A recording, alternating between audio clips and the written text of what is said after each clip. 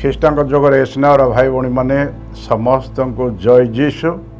ଏବଂ ନବଜୀବନ ବାଣୀ କେନ୍ଦ୍ରକୁ ଆପଣମାନଙ୍କୁ ସମସ୍ତଙ୍କୁ ସ୍ୱାଗତ। ଆସନ୍ତୁ ଆଜି ଅଗଷ୍ଟ ମାସର 20 ତାରିଖ ତୃତୀୟ ଗୁରୁବାର। ଆଜି ଆମମାନଙ୍କୁ ପବିତ୍ର ମାତା ମଣ୍ଡଳୀ ମନନ କରିବା ପାଇଁ ଚିନ୍ତନ କରିବା ପାଇଁ ମାଥ୍ୟୁ ସୁସମାଚାର 22:1-14 ପର୍ଯ୍ୟନ୍ତ ଦେଇଛନ୍ତି। ଆସନ୍ତୁ ପ୍ରଥମରେ ପଠିତ ବାକ୍ୟ ଉପରେ ପଠନ କରିବା ଏବଂ ତାପରେ ଆଜି ବାକ୍ୟ ପରିବେଷଣ ଆରମ୍ଭ କରିବା। ବାଇବେଲ ଆପଣଙ୍କ ଥିଲେ ବାଇବେଲ ଖୋଲନ୍ତୁ। ମାଥ୍ୟୁ ସୁସମାଚାର ଅଧ୍ୟାୟ 22 ପଦ ସଂଖ୍ୟା 1-14। ବିବାହ ଭୋଜିର ଦୃଷ୍ଟାନ୍ତ। ଯୀଶୁ ସେମାନଙ୍କୁ ପୁନରାୟ ଦୃଷ୍ଟାନ୍ତ ମାଧ୍ୟମରେ କହିଲେ, ସ୍ୱର୍ଗରାଜ୍ୟ ଏପରି ଜଣେ ରାଜାଙ୍କ ସହ ତୁଳନୀୟ ଯେ ଆପଣା ପୁତ୍ରର ବିବାହ ଭୋଜି ଆୟୋଜନ କଲେ। ବିବାହ ଭୋଜି ପାଇଁ ନିମନ୍ତ୍ରିତ ବ୍ୟକ୍ତିମାନଙ୍କୁ ଡାକିବା ସକାଶେ ସେ ନିଜ ଦାସମାନଙ୍କୁ ପଠାଇଲେ, କିନ୍ତୁ ସେମାନେ ଆସିବା ପାଇଁ ଅନିଚ୍ଛା ପ୍ରକାଶ କଲେ। ସେ ପୁନଶ୍ଚ ଅନ୍ୟ ଦାସମାନଙ୍କୁ ଏହା କହି ପଠାଇଲେ, ନିମନ୍ତ୍ରିତ ବ୍ୟକ୍ତିମାନଙ୍କୁ କୁହ, ମୁଁ ଭୋଜିର ସମସ୍ତ ବ୍ୟବସ୍ଥା କରିସାରିଛି। ମୋର ବଳଦ ଓ ହୃଷ୍ଟପୃଷ୍ଟ ବାଛୁରୀ ଗୁଡ଼ିକୁ କଟାଯାଇଛି ଓ ଭୋଜିର ସକଳ ସାମଗ୍ରୀ ପ୍ରସ୍ତୁତ ହୋଇସାରିଛି। ବିବାହ ଭୋଜିକୁ ଆସନ୍ତୁ। କିନ୍ତୁ ନିମନ୍ତ୍ରିତ ଲୋକେ ଏହାକୁ ହେୟ ଜ୍ଞାନ କରି କେହି ନିଜ କ୍ଷେତକୁ ଓ ଅନ୍ୟ କେହି ନିଜର ବ୍ୟବସାୟକୁ ଚାଲିଗଲେ। ଅନ୍ୟ ଯେଉଁମାନେ ରହିଲେ ସେମାନେ ତାହାଙ୍କର ଦାସମାନଙ୍କୁ ଧରି ଅପମାନିତ କରି ହତ୍ୟା କଲେ। ରାଜା କ୍ରୋଧାନ୍ୱିତ ହେଲେ ଓ ନିଜ ସୈନ୍ୟମାନଙ୍କୁ ପଠାଇ ସେ ନରହନ୍ତାମାନଙ୍କୁ ବିନାଶ କଲେ ଓ ସେମାନଙ୍କ ନଗରୀକୁ ପୋଡ଼ିଦେଲେ। ତତ୍ପରେ ସେ ନିଜର ଦାସମାନଙ୍କୁ କହିଲେ, ଭୋଜି ପ୍ରସ୍ତୁତ, କିନ୍ତୁ ନିମନ୍ତ୍ରିତ ବ୍ୟକ୍ତିମାନେ ଅଯୋଗ୍ୟ। ସୁତରାଂ ତୁମେମାନେ ରାସ୍ତାଘାଟକୁ ଯାଅ ଓ ସେଠାରେ ଯାହାକୁ ଦେଖିବ ସେମାନଙ୍କୁ ବିବାହ ଭୋଜିକୁ ଡାକି ଆଣ। ଦାସମାନେ ରାସ୍ତାଘାଟକୁ ଯାଇ ଯାହାକୁ ପାଇଲେ ତାହାକୁ ଭଲ ମନ୍ଦ ନିର୍ବିଶେଷରେ ଏକତ୍ରିତ କଲେ, ଯଦ୍ୱାରା ବିବାହ ଗୃହଟି ଅତିଥିମାନଙ୍କ ଦ୍ୱାରା ପୂର୍ଣ୍ଣ ହୋଇଗଲା। ଯେତେବେଳେ ରାଜା ଅତିଥିମାନଙ୍କୁ ଦେଖିବା ପାଇଁ ଆସିଲେ, ସେ ସେଠାରେ ବିବାହ ବସ୍ତ୍ର ପିନ୍ଧି ନଥିବା ଜଣକୁ ଦେଖିଲେ। ସେ ତାକୁ ପଚାରିଲେ, ହେ ବନ୍ଧୁ, ବିବାହ ବସ୍ତ୍ର ନ ପିନ୍ଧି ତୁମେ କିପରି ଏଠାକୁ ଆସିଲ? କିନ୍ତୁ ସେ ନିର୍ବିବେକ ହୋଇ ରହିଲା। ତ ରାଜା ଦାସକୁ କହିଲେ, ଏହାର ହାତ ଗୋଡ଼ ବାନ୍ଧି ଏହାକୁ ବାହାର ଅନ୍ଧକାରରେ ନିକ୍ଷିପ୍ତ କର, ଯେଉଁଠାରେ ବିଳାପ ଓ ଦନ୍ତ କଡ଼ମଡ଼ ହେଉଥିବ, କାରଣ ଅନେକ ଆହୁତ ଅଳ୍ପ ମନୋନୀତ। ପ୍ରଭୁଙ୍କର ସୁସମାଚାର। ପ୍ରେମମୟ ସ୍ୱର୍ଗସ୍ଥ ପିତା, ତୋର ପବିତ୍ର ନାମ ଯୁଗେ ଯୁଗେ ଧନ୍ୟ ହୋ, ପୂଜିତ, ପ୍ରଶଂସିତ, ମହିମାନିତ ହଉ। ଏ ମଙ୍ଗଳମୟ ପ୍ରେମ ପିତା, ଆଜି ତୁମର ଆତ୍ମାକୁ ପ୍ରେରଣ କର, କାରଣ ସ୍ୱୟଂ ପ୍ରଭୁ ଯୀଶୁ ଜନ୍ ସୁସମାଚାର 14:26 ପଦରେ ତୁମେ କହିଲେ, ଯେତେବେଳେ ସେହି ପବିତ୍ର ଆତ୍ମା ତୁମ ନିକଟକୁ ଆସିବେ ସେ ତୁମକୁ ସମସ୍ତ ବିଷୟ ଶିକ୍ଷା ଦେବେ। ସେହି ପବିତ୍ର ଆତ୍ମା ପ୍ରେରଣ କର ଯେ ପବିତ୍ର ଆତ୍ମା ଆଜି ମୋ ମୁଖ ଦେଇ ଜିଭ ଦେଇ ଆଜିର ଗୂଢ଼ ରହସ୍ୟ ବିଷୟରେ ପ୍ରକାଶ କରନ୍ତୁ। ଆମେ ଯେପରି ଜାଣିବୁ, ଶୁଣିବୁ, ଜାଣି ଆମେ ଯେପରି ଅନନ୍ତ ଜୀବନ ଅଧିକାରୀ ହେବୁ, ସେ ଅନୁଗ୍ରହ ଦେବା ନିମନ୍ତେ ଆମେ ପ୍ରାର୍ଥନା କରୁଛୁ। ଏହି ଛୋଟ ପ୍ରାର୍ଥନା ଆମେ ପ୍ରଭୁ ଯୀଶୁଙ୍କ ନାମରେ ମାଆଙ୍କ ମାଧ୍ୟସ୍ଥ ଭିକ୍ଷା କରୁଅଛୁ। ଆମେନ୍। ସ୍ନେହର ଭାଇ ଭଉଣୀମାନେ, ଆଜିର ବିବାହ ଭୋଜିର ଦୃଷ୍ଟାନ୍ତ ମାଧ୍ୟମରେ ପରମେଶ୍ୱର ଆମକୁ ଶିକ୍ଷା ଦେବାର ଗୂଢ଼ ରହସ୍ୟ ହେଲା ଏହା ଯେ ଆଜିର ମୁଖ୍ୟ ଆପଣଙ୍କର ରହିବ ମୁଖ୍ୟ ପ୍ରସଙ୍ଗ ରହୁଛି ଆଜି ପବିତ୍ରତା ଆମର ସୁରକ୍ଷା କବଚ। ଆଉ ଥରେ କହିଲି, ପବିତ୍ରତା ଆମର ସୁରକ୍ଷା କବଚ। ହୋଲିନେସ୍ ଇଜ୍ ଆୱାର ଷ୍ଟ୍ରଙ୍ଗ ପ୍ରୋଟେକ୍ସନ୍, ଯାହାକୁ ଇଂଲିଶରେ କୁହାଯାଏ। ସୁରକ୍ଷା କବଚର ଅର୍ଥ ହେଲା ଏଭଳି ଜିନିଷ ଆମକୁ ଘୋଡ଼େଇ ରଖିବ ଯାହା ଆମ ଦେହରେ ଗୁଳି ଲାଗିବନି କି କୌଣସି ତୀର ଲାଗିବନି କି ଖଣ୍ଡା ଲାଗିବନି। ଯେମିତିକି ଆମର ହେଲମେଟଟା ଆମର ମୁଣ୍ଡକୁ ସୁରକ୍ଷା ଦିଏ, ସେମିତି ଆଗକାଳରେ ଯୁଦ୍ଧକ୍ଷେତ୍ରରେ ରାଜା ମହାରାଜାମାନେ ସାଞ୍ଜୁ ଭିଡ଼ୁଥିଲେ। ଆଜି ଏବେ ନେତାମାନେ ବଡ଼ି ବୁଲେଟ୍ ପ୍ରୁଫ୍ କୋଟ୍ ପିନ୍ଧୁଛନ୍ତି ବା ବୁଲେଟ୍ ପ୍ରୁଫ୍ କାର୍ ବ୍ୟବହାର କରୁଛନ୍ତି ବା ବୁଲେଟ୍ ପ୍ରୁଫ୍ ଡ୍ରେସ୍ ପିନ୍ଧୁଛନ୍ତି, ଯାହାଫଳରେ ବନ୍ଧୁକର ଗୁଳି ଗଲେ ତାଙ୍କ ଦେହକୁ କିଛି ଆଘାତ କରିପାରେ। ସେହିଭଳି ଆମର ପବିତ୍ରତା ହିଁ ଆମକୁ ସୁରକ୍ଷା ଦେବ, ସୁରକ୍ଷାର କବଚ ଆମର ସୁରକ୍ଷା ଦେବ। କାରଣ ପବିତ୍ରତା ଦ୍ୱାରା ଆମର ଶରୀରକୁ, ଆତ୍ମାକୁ, ମନକୁ ଏମିତି ସୁରକ୍ଷା ଦେବ ଯେ ଶୈତାନର କୌଣସି ଶତ୍ରୁ ବା ଶୈତାନର କୌଣସି ଆକ୍ରମଣ ଆମକୁ ଛୁଇଁପାରିବ ନାହିଁ। ଏହାକୁ କହିବା ଆମେ ପବିତ୍ରତା ସୁରକ୍ଷା। ଏହି ଅର୍ଥକୁ ବୁଝିବା ପାଇଁ ଆମେ ଦୁଇଟା ଅଭିଷିକ୍ତ ମାନଙ୍କର ଉଦାହରଣ ନେବା। ପ୍ରଥମରେ ଆମେ ନେବା ବିଚାରକ ମଣ୍ଡଳୀ ଅଧ୍ୟାୟ 16-20 ଗୋଟେ ନେବା। ଜଣେ विचारक मंडली गोटे विराट मल्ल विषय कहुଯାଇଛି ताको ना है सामसन। से सामसन अभिषिक्त व्यक्ति थिले, पवित्र आत्मार अभिषिक्त थिबार से एते बड़ीवान थिले जे खाली हाथ में सिंह को से फाड़ी खंड खंड कर दे पारुथिले एवं से सामसन एते बलिष्ठ थिले जे 100 जन फालिस्टियर आसिले जड़े से परास्त शेष कर मारिदे पारुथिले। एभली से शक्ति थिला, पवित्र आत्मा से अभिषिक्त थिले, से पवित्र आत्मा से शक्ति प्राप्त करथिले। किंतु सामसन ये जो कहली विचारक मंडली 16:20 बदले आम देखु 16 आप 15-20 आम देखा जदि ए सामसन जी पवित्र आत्मार अभिषिक्त पाई एते बड़ीमान बलिष्ठ होते सी कौन कले गाजा सहर को जाई गोटे बेश्या स्त्री संगे सहवास कले अर्थात शारीरिक संपर्क रखिले एवं से दलीला नाम गोटे स्त्री संगे से स्नेह प्रेम कले जोटा कि शारीरिक संपर्क रखिले विवाह संस्कार पाई नथिले किंतु शारीरिक अर्थात माने सरल भाषा कहवा गले सामसन व्यभिचारक शारीरिक व्यभिचार करने द्वारा तांको पाखे जो पवित्रता थिला से पवित्रता नष्ट हैला एवं पवित्र आत्मा जो थिले पवित्र आत्मा जो सुरक्षा थिला बा तांकर अभिषेक थिला पवित्र आत्मा ताको छाड़ी चली गले एवं तांकर पवित्रता नष्ट हो गला एवं से तार बड़ गला से सब संपूर्ण दुर्बल हैला एवं ताको जेहेतु तार पवित्र आत्मा चलीगला पर से निर्बल जो हो गले से समय पालिस्तीय मैंने ताको बांधिक अरेस्ट कर नेले तार दीटा आखि को ताड़ी देले ताड़ी देको से निष्ठुर भाव में हत्या कले आप से कहानी आप जानी ये है आपणकर सामसन केमती पवित्रता नष्ट है पवित्रता नष्ट होवार अभिषेक चलीगला एवं अभिषेक चली जाऊ से विनष्ट है से पूरा पतन है ये विषय वर्णन कर अपरपक्ष आउ जड़े अभिषिक्त विषय देखा ताहा आम द्वितीय राजावली आपणकर 6:1 आम 17 देखा ये द्वितीय राजावली 6:1-17-18 देखा पढ़ा जदि एलाइसा नामक जड़े भाववादी थिले से संपूर्ण पवित्र थिले अभिषिक्त थिले एवं जेतल सी से समय से आपन सामेरिया अंचल गोटे दाथन नामक छोटिया पहाड़ पर गोटे सहर से रोते से मन को सामरियर आप सीरियार राजा ताको आघात ताको आक्रमण करी राति मारिबापी राति भितर असंख्य सैनिक मान युद्ध सैनिक मैंने अस्त्र शस्त्र धरी घर चारिपटे घेरेदेले जिंदगी की भोर भोर हेले एलाइसा भाववादी से हत्या अरेस्ट करने की हत्या कर किंतु जेहेतु एलाइसा संपूर्ण पवित्रता थिले तेणु परमेश्वर तांको से सैन्य कबल रक्षा करने स्वर्गर असंख्य अग्निर रथ अग्निर घोड़ा प्रेरण कले जेपरी जीवन थिवा घर चारिपटे स्वर्गर असंख्य से पहाड़ सारा जो पहाड़ उपर से रोते पहाड़ सारा अग्निर रथ अग्निर घोड़ा घेरी गले तेणु से कारण लिखा जाइए साम संगीत 34:7 लिखा जाइए जो मैंने ईश्वर भय भक्ति करती प्रभुंर दास दासी था पवित्र था से जीवन को सुरक्षा कबल बल थाए से सुरक्षा कारण परमेश्वर से जो मैंने ईश्वर को भय भक्ति करते अभिषिक्त व्यक्ति मान चतुर्पार्श्व दूत केरु मान सुरक्षा बल दि जाए से शत्रु शैतान छुई पारे ना एलाइसा को जो सीरियार राजा सैन्य पठिक आक्रमण करने राति सारा घेरे देले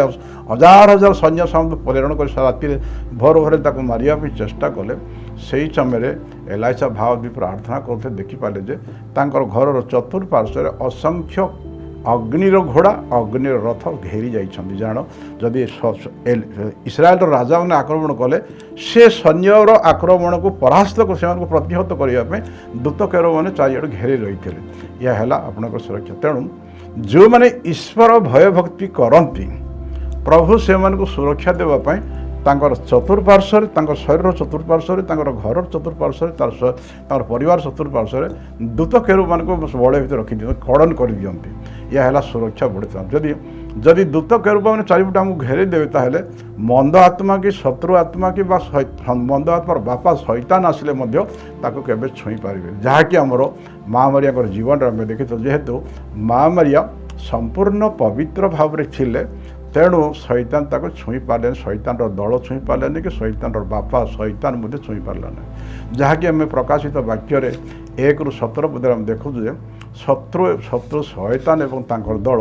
କୁମାରୀ ମାରିଆଙ୍କୁ ଗ୍ରାସ କରିବା ପାଇଁ ବାରମ୍ବାର ଶତ ଚେଷ୍ଟା କଲା ପରେ ମଧ୍ୟ କୁମାରୀ ମାରିଆଙ୍କୁ ଛୁଇଁ ପାରିଲେ ନାହିଁ। କୁମାରୀ ମାରିଆ ସବୁଦିନ ପାଇଁ ସୁରକ୍ଷିତ ଭାବେ ରହିଲେ। ହାଲେଲୁୟା। ଯାହାକି ଆମେ ପ୍ରକାଶିତ ବାକ୍ୟ 12:1-7 ଦେଖିବାକୁ ପାଉଛୁ। ତେବେ ସ୍ନେହର ଭାଇ ଭଉଣୀମାନେ, କହିବାର ଅର୍ଥ ଏହା ହେଲା ଯେ ଆମେ ଯଦି ସୁରକ୍ଷା ବଳରେ ଥିବା, ଯଦି ଆମେ ଯଦି ପବିତ୍ର ଜୀବନ ଯାପନ କରୁଥିବା ବା ଈଶ୍ୱର ଭୟଭକ୍ତି ପବିତ୍ର ଥିବ, ତାହେଲେ ଆମର ଚାରିପଟେ ସୁରକ୍ଷା ବଳ ରହିବ। ଦୂତ କେରୁବମାନଙ୍କ ସୁରକ୍ଷା ବଳରେ ଆମେ ରହିପାରିବା। ତେଣୁକରି ଆଜି ଆମେ ଦେଖୁଛୁ ସାମସନ୍ ନିଜର ପବିତ୍ରତା ନଷ୍ଟ କଲା, ବ୍ୟଭିଚାର କଲା, ପବିତ୍ରତା ଗଲା, ପବିତ୍ର ଆତ୍ମା ତାଙ୍କୁ ଛାଡ଼ି ଚାଲିଗଲେ ଏବଂ ତାଙ୍କର ଶକ୍ତି ଗଲା ଏବଂ ଶତ୍ରୁ ହସ୍ତରେ ପଡ଼ି ସେ ବିନିହତ ହେଲେ। କିନ୍ତୁ ଏଲିଶା ସମ୍ପୂର୍ଣ୍ଣ ଭାବରେ ପବିତ୍ର ଥିଲେ। ଯଦି ପବିତ୍ର ଥିବାରୁ ଅସଂଖ୍ୟ ସୈନ୍ୟମାନେ, ସିରିଆର ଆର୍ମି କମାଣ୍ଡରମାନେ ଆସି ସୈନ୍ୟମାନେ ଘେରି ରହିଲେ, କିନ୍ତୁ ତାକୁ ଛୁଇଁ ପାରିଲେନି, ତାକୁ କେହି କିଛି କରିପାରିଲେନି, ସେ ନିରାପଦରେ ରହିପାରିଲେ। ତାର ଅର୍ଥ ହେଲା, ସେଥିପାଇଁ ପରମେଶ୍ୱର ଆମମାନଙ୍କୁ କହୁଛନ୍ତି ଯେ ଆମର ପରମେଶ୍ୱର ଆମକୁ କହନ୍ତି, ଆପଣଙ୍କ ଲେବ୍ୟ ପୁସ୍ତକ 11:44 ପଦରେ କହନ୍ତି, 11:44 କହନ୍ତି ଯେ ତୁମର ସ୍ୱର୍ଗସ୍ଥ ପିତା ଯେପରି ପବିତ୍ର ସେହିପରି ପବିତ୍ର ରୁହ। ଏବଂ ଲେବ୍ୟ ପୁସ୍ତକ 20:26 ପଦରେ କହନ୍ତି ଯେ ପରମେଶ୍ୱର ତୁମକୁ ପୃଥକ କରିଛନ୍ତି ଏବଂ ଜନତା ସଙ୍ଗେ ତୁମକୁ ପୃଥକ କରାସାରିଛି, କାରଣ ତୁମକୁ ପବିତ୍ର କରିଛନ୍ତି। ତାଙ୍କର ନିଜର କରିବା ପାଇଁ ପରମେଶ୍ୱର ତୁମକୁ ଜନଠାରୁ ପୃଥକ କରି ସୁରକ୍ଷା ଦେବା ପାଇଁ କରିଛନ୍ତି। ତେଣୁକରି ତୁମେ ସର୍ବଦା ପବିତ୍ର ରୁହ। ଏବଂ ପ୍ରଥମ ପିତର 1:15 ପଦରେ ମଧ୍ୟ କୁହାଯାଏ, ବାଇବେଲ କୁହାଯାଇଛି ଯେ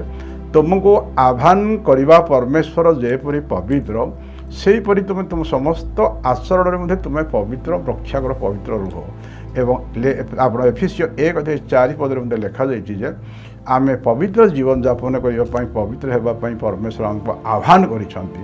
ଯଶୁଆ ପୁସ୍ତକ 3:5 ପଦରେ ମଧ୍ୟ ଲେଖାଯାଇଛି ଯେ ଆଜି ତୁମେ ପବିତ୍ରତା ରକ୍ଷା କର, ତୁମେ ଆଜି ପବିତ୍ର ହୁଅ, ଆସନ୍ତାକାଲି ତୁମ ସମ୍ମୁଖରେ ଅନେକ ଆଶ୍ଚର୍ଯ୍ୟକର୍ମ ତୁମେ ଦେଖିବାକୁ ପାଇବ। ତେଣୁ ସ୍ନେହର ଭାଇ ଭଉଣୀମାନେ, ଆମେ ପରମେଶ୍ୱରଙ୍କର ନାମ ମଧ୍ୟ ଯିଶାୟା ପୁସ୍ତକ 15:7 ପଦରେ ଲେଖାଯାଇଛି ଯେ ପରମେଶ୍ୱରଙ୍କର ନାମ ହେଲା ପବିତ୍ର। ଏବଂ ଯିଶାୟା ପୁସ୍ତକ 6:3 ପଦରେ ଲେଖାଯାଇଛି ଯେ ସ୍ୱର୍ଗରେ ପିତା ପୁତ୍ର ପବିତ୍ର ଆତ୍ମା ସମ୍ମୁଖରେ ଅସଂଖ୍ୟ ଦୂତମାନେ କେରୁବଗଣ ମଧ୍ୟ ଦିନ ରାତି ଉଚ୍ଚସ୍ୱରେ କହୁଛନ୍ତି, ପବିତ୍ର ପବିତ୍ର ପବିତ୍ର ସ୍ୱର୍ଗୀୟ ବାହିନୀର ପ୍ରଭୁ ପରମେଶ୍ୱର, ସ୍ୱର୍ଗ ଏବଂ ମର୍ତ୍ତ୍ୟ ତୁମର ଗୌରବରେ ପରିପୂର୍ଣ୍ଣ। ତେ ସ୍ନେହର ଭାଇ ଭଉଣୀମାନେ, ଏହି ପବିତ୍ରତା ଜୀବନ ଯାପନ କରିବା ପାଇଁ କୁମାରୀ ମାରିଆ ମଧ୍ୟ କହିଲେ, ଲୁକ୍ 1:49 କୁମାରୀ ମଧ୍ୟ କହିଲେ ପବିତ୍ର ତାଙ୍କର ନାମ, ପିତା ପରମେଶ୍ୱର ନାଁ ହେଲା ପବିତ୍ର। ତେଣୁ ସ୍ନେହର ଭାଇ ଭଉଣୀମାନେ, ପବିତ୍ରତାର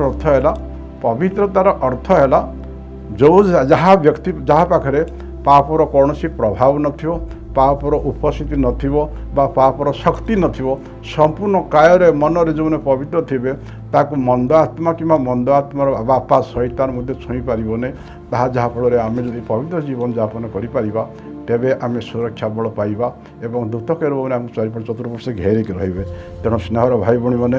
ଆଜିର ସୁସମାଚାର ମଧ୍ୟ ପ୍ରଭୁ ଆମେ କ'ଣ କୁହାଗଲା, ବିବାହ ଭୋଜିକୁ ନିମନ୍ତ୍ରଣ କରି ନିଆଗଲା, ଜବରଦସ୍ତି ନିଆହେଲା, ଆସ ଭୋଜି ସବୁ ପ୍ରସ୍ତୁତ ଅଛି, ତୁମେ ଆସ ଭୋଜି ଖାଇବା ପାଇଁ ଆସ। କିନ୍ତୁ ଯେଉଁମାନେ ଭୋଜି ଭିତରୁ ଯାଇନଥିଲେ, ମ୍ୟାରେଜ୍ ବା ବିବାହ ପୋଷାକ ନ ପିନ୍ଧି ଯାଇଥିଲେ, ସେମାନଙ୍କ ହାତ ଗୋଡ଼ ବାନ୍ଧିକି ସେମାନେ ଅନ୍ଧାର ଘରେ ପକାଗଲା, ଯେଉଁଠିକି ରୋଦନ ଏବଂ ଦନ୍ତ କଡ଼ମଡ଼ କରି ସେମାନେ ଶେଷ ହୋଇଗଲେ। ତା'ର ଅର୍ଥ ହେଲା, ବିବାହ ବସ୍ତ୍ରର ଅର୍ଥ ହେଲା ଆମର ପବିତ୍ରତା।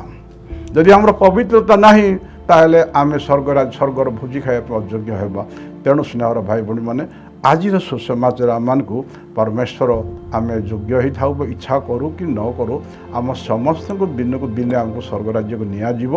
ଏବଂ ଯେଉଁମାନେ ସ୍ୱର୍ଗ ରାଜ୍ୟକୁ ଯାଇଥିବେ, ବିବାହ ବସ୍ତ୍ର ନଥିବ,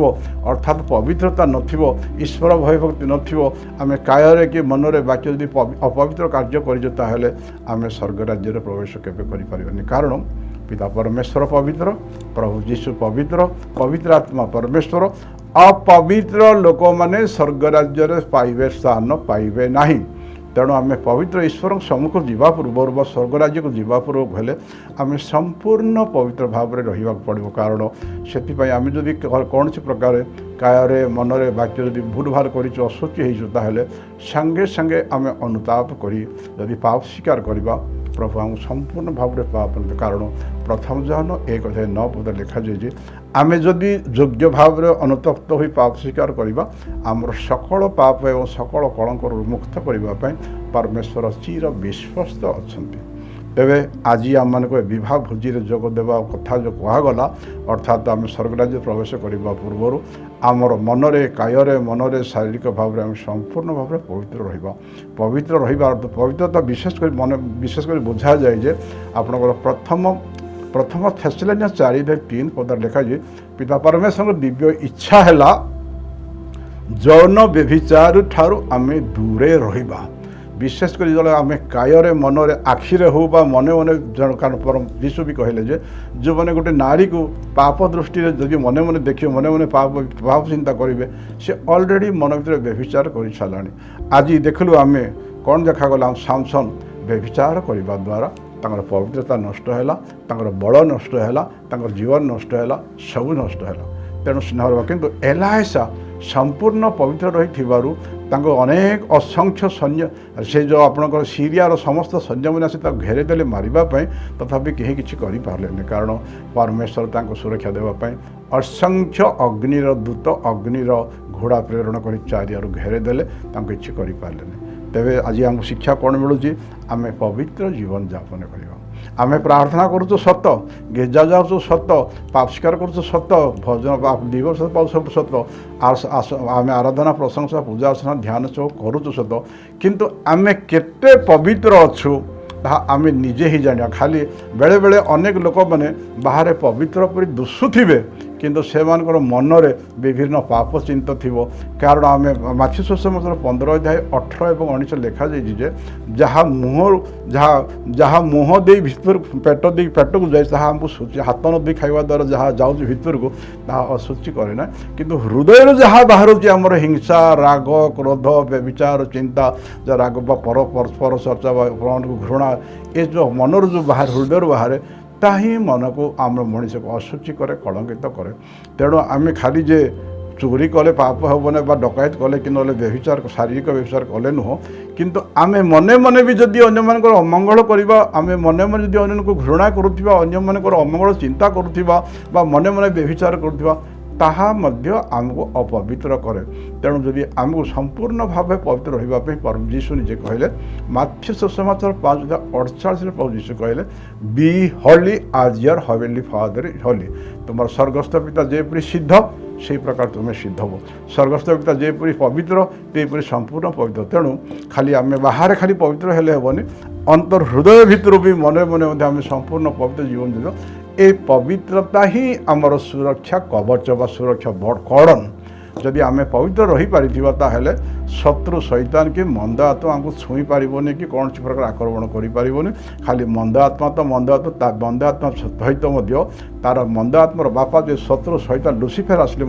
आमको छुई पारे तेणु आमर सबुठ सुरक्षा कवच आमर प्रोटेक्शन है आमर पवित्रता तेणु कुमारी मारिया आरंभर शेष पर्यंत संपूर्ण पवित्र थे तेणुक कुमारी मारिया कौन कहले लोक 1:34-35 कहले यह कि प्रकार मु गर्भवती होबाट जो दूत कहले यहाँ कि प्रकार संभव हे मु कौनसी पुरुष को जानी ना तार अर्थ है से मने मने कौन पुओ को भल पाऊन कौन पुरुष भल पाऊन पाप चिंता हृदय कि मनरे किसी न तेणु माँ मारिया संपूर्ण पवित्र थे तेणु कहुचे विमल गर्भ संभूता मारिया हृदय पवित्र थिला मन पवित्र थिला शरीर पवित्र थिला जेहेतु पूर्ण भाव में पवित्र थिबारु शत्रु शैतान ताको कौन सी प्रकार स्पर्श कर पारे जहाँ आम देखुचु प्रकाशित वाक्य 12:1-17 पढ़ले शत्रु शैतान कुमारी मारिया को छुआटा को जन्म हो पिला को एवं माँ को ग्रास करने शत्रु शैतान जगी थिला किंतु शत्रु शैतान कौन सी प्रकार आक्रमण कर पारानी परमेश्वर बहुत सुंदर भाव में सुरक्षा देले तेणु स्नेहर भाई भौणी मैंने आज आम विवाह भोजीर उपमा माध्यम परमेश्वर कहते जे आम पवित्र बा विवाह वस्त्र अर्थ है आमर पवित्रता आम जदि पवित्रता रही ताहले आमे स्वर्ग राज्य जापर आम जब पवित्र रही परमेश्वर को दर्शन कर कारण निर्मल हृदय लोक मैंने धन्य कारण से परमेश्वर दर्शन प्राप्त करेंगे एवं जो मैंने स्वर्ग राज्य जो मैंने जो मैंने पवित्र थे